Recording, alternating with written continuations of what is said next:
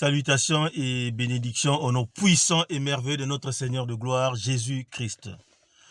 Nous sommes le dimanche 24 avril 2022 et votre frère, le serviteur du Seigneur Jésus-Christ, vous enseigne la grandeur de la parole de Dieu. Alors, aujourd'hui, vous allez remarquer que nous avons changé de format. Pourquoi nous avons changé de format? C'est parce que nous avons un problème technique qui nous empêche de faire des enseignements tels que nous avions l'habitude de les faire et de vous présenter des versets bibliques qui valent mieux que ma petite gueule, voilà. Donc, les versets sont beaux et moi, je vaux beaucoup moins que les versets bibliques.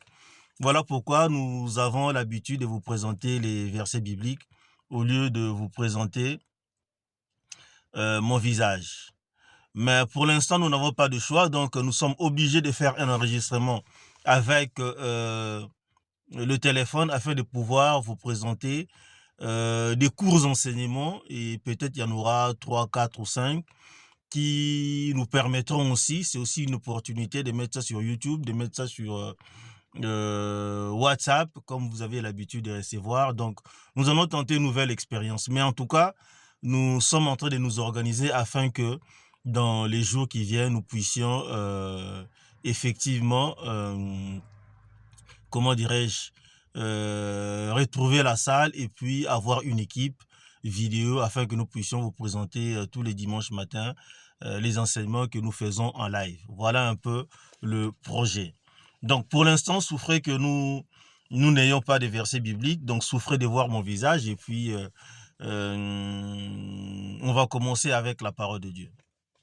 Donc comme vous le savez, le dimanche dernier, c'était le dimanche 17 avril, nous avions fêté la Pâque. Et ceux qui ne savent pas, vous devez savoir que le dimanche de la Pâque, c'est aussi le dimanche de la résurrection.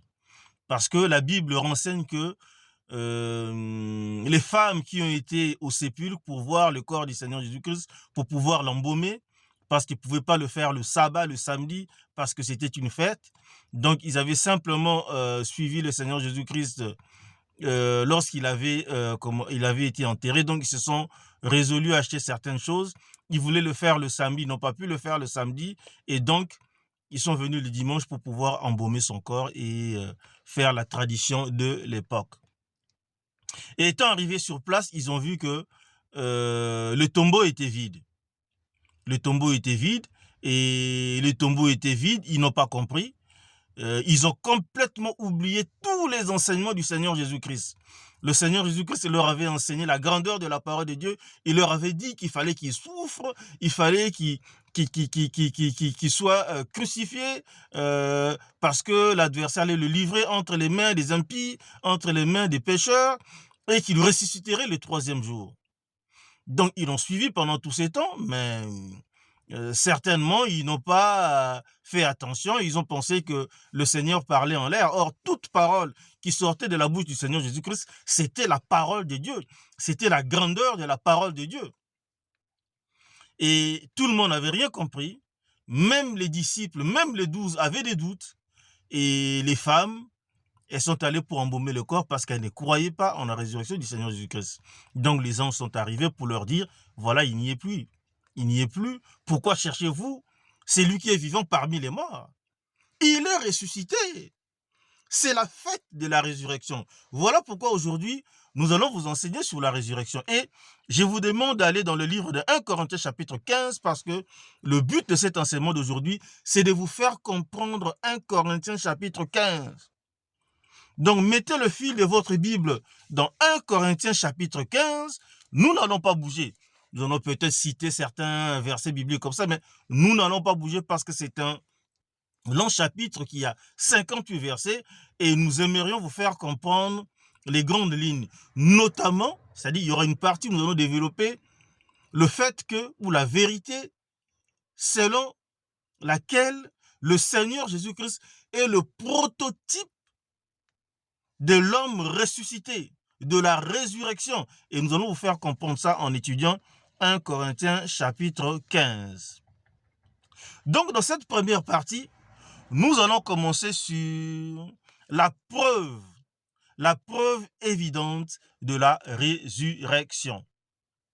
1 Corinthiens chapitre 15, nous allons commencer au verset 3. Il n'y a aucun doute, le Seigneur Jésus-Christ était effectivement ressuscité.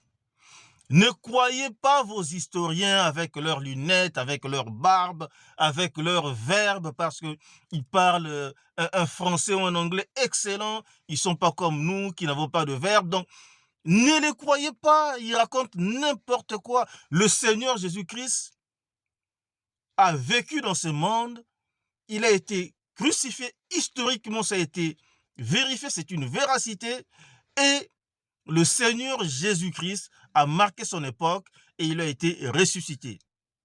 Les religieux de l'époque, les pharisiens, ont voulu nier cette évidence, mais le Seigneur Jésus-Christ était bel et bien ressuscité.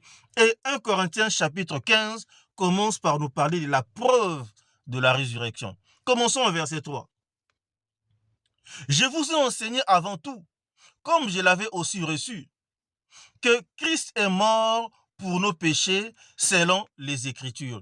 Ici, il est en train d'expliquer que Christ fait partie du plan de rédemption de Dieu. L'homme avait chuté. Il vous souviendra que Adam et Ève avaient péché. Et donc, il fallait racheter l'homme du péché. Parce que la conséquence du péché était la mort. Dieu leur avait dit, le jour où vous mangerez ce fruit, vous allez mourir. Et donc, ils ont mangé ce fruit, ils sont morts spirituellement. Il y a eu une autre conséquence annexe à cette conséquence de la mort immédiate spirituelle, c'était la mort physique. Parce que le Seigneur Dieu leur a dit, vous êtes poussière, vous retournerez à la poussière. Tu es poussière, tu retourneras à la poussière. C'est ça la mort physique, qui n'est qu'une conséquence du péché d'Adam et Ève. Ça, vous devez comprendre ça. Et maintenant, ce que je suis en train de vous dire, c'est que ici, dans ce verset, on nous dit, je vous ai enseigné avant tout. Ça faisait partie du package de l'enseignement de l'apôtre Paul. Comme je l'avais aussi reçu, que Christ est mort pour nos péchés selon les Écritures. C'était déjà écrit d'avance. Verset 4, qu'il a été enseveli et qu'il est ressuscité le troisième jour selon les Écritures. Les Écritures en parlaient déjà. Qu'il a été enseveli et qu'il est ressuscité le troisième jour selon les Écritures. Il a été ressuscité le troisième jour. Et si nous allons saisir cette opportunité pour rappeler aux gens que le Seigneur Jésus-Christ n'est pas mort le vendredi saint. Parce que s'il est mort le vendredi saint, donc comment dirais-je, le samedi ça fait un jour et le dimanche matin ça fait peut-être un jour et demi. Ça n'a pas de sens. Le Seigneur Jésus-Christ est mort le mercredi, puisqu'il est attesté dans la Bible qu'il a été enseveli et qu'il a, il a été dans le séjour de mort 3 jours et 3 nuits. Donc, il a été crucifié un mercredi en fin d'après-midi. Et donc, si nous comptons de mercredi à jeudi, de jeudi à vendredi et de vendredi à samedi en fin d'après-midi ou le soir, il a été ressuscité. Ça fait 3 jours et 3 nuits. Et le dimanche matin, les dames sont venues constater la véracité, l'effectivité de sa résurrection. Voilà. Et qu'il est apparu à Céphas, puis aux 12. Là, on saute certaines étapes. On parle même de la preuve de la résurrection du Seigneur Jésus-Christ. Était-il effectivement ressuscité? L'apôtre Paul par des preuves. Et à l'époque où l'apôtre Paul écrivait 1 Corinthiens chapitre 15, la plupart des personnes qui sont citées ici vivaient encore et pouvaient témoigner de la véracité de la résurrection du Seigneur Jésus-Christ. Donc, ce ne sont pas entre guillemets des mythes ou des contes de fées ou des histoires inventées ou des histoires de religion. C'est la vérité. La résurrection du Seigneur Jésus-Christ était effective. Ensuite, il est apparu, comment? Et qu'il est apparu à Céphas. Céphas, c'est l'apôtre Pierre. Puis aux 12 apôtres, il leur est apparu. 6. Ensuite, il est apparu à plus de 500 frères à la fois, dont la plupart sont encore vivants et dont quelques-uns sont morts. Il est apparu à un groupe de gens. Il y avait une réunion de 500 croyants et il leur est apparu. Et donc, les gens pouvaient témoigner. Personne n'a contesté à l'époque, les gens pouvaient témoigner qu'ils ont fait partie de cette réunion. Souvenez-vous que ce sont les dames qui sont allées, les premières. Les dames, notamment Marie de Magdala, l'autre Marie et toutes ces dames qui sont citées, ont vu le Seigneur Jésus-Christ. L'apôtre Pierre a vu le Seigneur Jésus-Christ. Les apôtres ont vu le Seigneur Jésus-Christ. Et après l'apôtre Pierre, il vous souviendra qu'avant d'aller même voir les autres apôtres, le Seigneur Jésus-Christ est apparu à 2 disciples qui marchaient pour aller vers la route d'Emmaüs. Et lorsqu'ils marchaient pour aller vers la route d'Emmaüs, donc ces gens ont vu le Seigneur Jésus-Christ. Et il leur a parlé de la parole lorsqu'ils marchaient pour aller vers Emmaüs. Et ces gens ont dit, parce que ils étaient un peu éblouis parce que le Seigneur Jésus-Christ était dans son corps ressuscité. Ils ne l'ont pas reconnu tout de suite. Et donc, ils se sont dit, mais lorsqu'ils l'ont reconnu, lorsqu'ils étaient en train de manger, il leur a coupé le pain, il leur a donné le morceau de pain, ils ont reconnu que c'était le Seigneur Jésus-Christ. Je ne sais pas s'ils étaient en train de faire une cérémonie de la Sainte Communion, mais en tout cas, en mangeant, il a coupé le pain, il leur a donné le pain, et c'est à partir de ce moment-là que ces gens ont effectivement reconnu le Seigneur Jésus-Christ. Et ils se sont dit, notre cœur ne brûlait-il pas au-dedans de nous lorsqu'il nous parlait des Écritures? Lisez ça dans les évangiles. Lorsqu'il nous parlait de la grandeur de la parole de Dieu, notre cœur ne brûlait pas au-dedans de nous. Ils avaient été édifiés par toutes ces choses. Ils avaient été émerveillés par toutes ces choses. Et donc, là, nous avons la preuve de la résurrection. La preuve que le Seigneur Jésus-Christ est ressuscité. Donc, ne vous faites pas avoir par ces scientifiques qui disent qu'il n'y a pas de preuve de tombeau, de ceci, de cela, qui disent qu'il n'y a pas de... Le Seigneur Jésus-Christ est bel et bien ressuscité. Et c'est une grande victoire spirituelle. Et vous allez comprendre dans la suite de cet enseignement, parce que l'homme était mort. Et donc, la mort pesait sur l'humanité.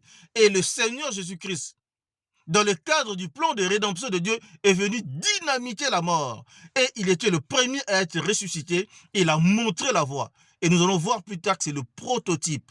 Donc, pour l'instant, dans cette première partie, on s'arrête là parce qu'on ne sait pas comment est-ce que ces vidéos peuvent être envoyées.